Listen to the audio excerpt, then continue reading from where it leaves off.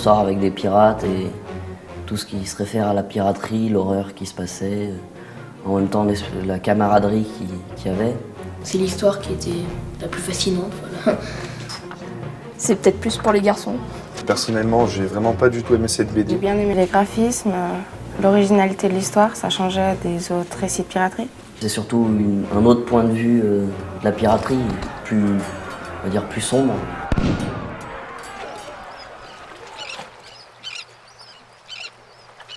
À Belle Saison, nous avions accoutumé de nous rendre à la hauteur de Terre-Neuve afin de donner la chasse aux... Tous les textes narratifs, les bulles et tout, en fait, on a tout retranscrit pour faire un roman, pour pouvoir faire un vernissage à la mairie. Toi, tu dis la première phrase, toi, tu dis la deuxième, tu dis la troisième, et essayez de nous faire rêver.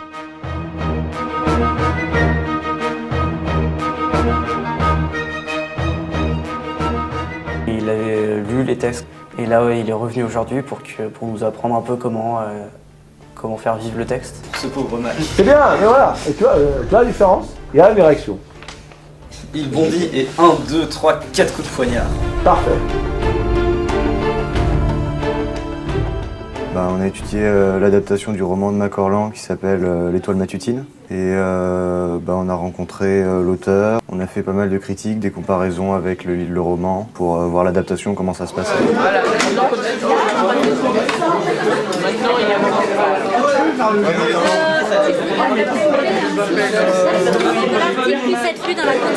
Donc là il y a une étape de mise en couleur, donc ça fait partie de l'adaptation aussi.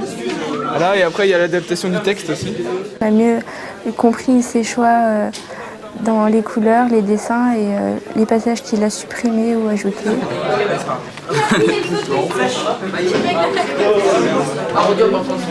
Alors on essaie de différencier le texte de Macorlan, l'original, le livre, et les planches de BD, ce qu'il a apporté de différent et ses ajouts personnels.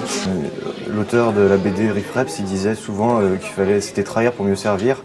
Donc il coupait certains endroits pour pouvoir mettre en valeur d'autres endroits de la BD qui lui paraissaient plus importants.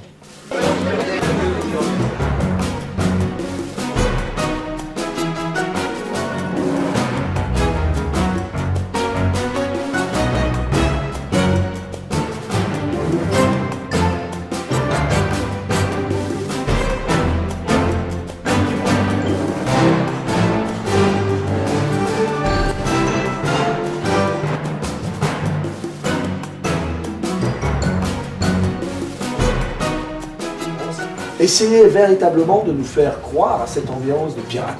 Ils approchèrent de la Veracruz. Le bruit grondait dehors, c'était l'Inquisition. Les responsables de celle-ci criaient « À mort, nous vaincrons la peste !»